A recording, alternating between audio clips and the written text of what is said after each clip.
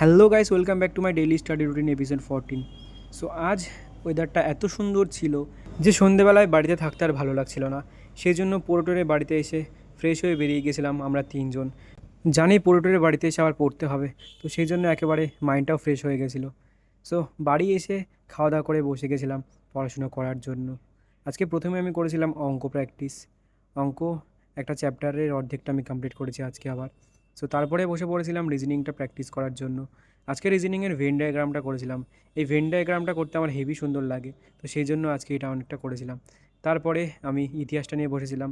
ইতিহাসটা অ্যাকচুয়ালি সমস্ত কম্পিটিটিভ এক্সামের জন্যই খুবই গুরুত্বপূর্ণ, তো সেই জন্য ইতিহাসটাও পড়ে নিলাম একটা চ্যাপ্টার। একটা চ্যাপ্টার মানে কি একটা টপিক, অল্প অল্প করে সব কিছুই আমাকে কমপ্লিট করতে হবে। তারপরে একটু ব্রেক নিয়েছিলাম, ব্রেক নিয়ে বসে গেছিলাম আজকে স্ট্যাটিক পড়ার জন্য। স্ট্যাটিকের এই কদিন ধরে আমি যা পড়েছি সেইগুলো আজকে সব রিভিশন করেছিলাম। স্ট্যাটিকটা কমপ্লিট করার পর আমি বসে গেছিলাম আজকের যা যা আমি পড়েছি সেইগুলো সব রিভিশন করার জন্য। সেটা করার পর আমি বই খাতাগুলো সব গুছিয়ে নিচ্ছিলাম।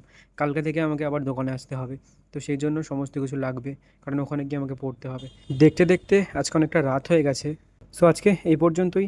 আর তোমাদেরকে মোটিভেট করার জন্যই আমি আমার জার্নিটা তোমাদের সামনে তুলে ধরছি। যদি তোমাদের আমার এই জার্নিটা ভালো লেগে থাকে, অবশ্যই চ্যানেলটা সাবস্ক্রাইব করে রেখো আর বেল আইকনটা বাজিয়ে নিও। তো দেখা হচ্ছে পরের ভিডিওতে। Till then, tata.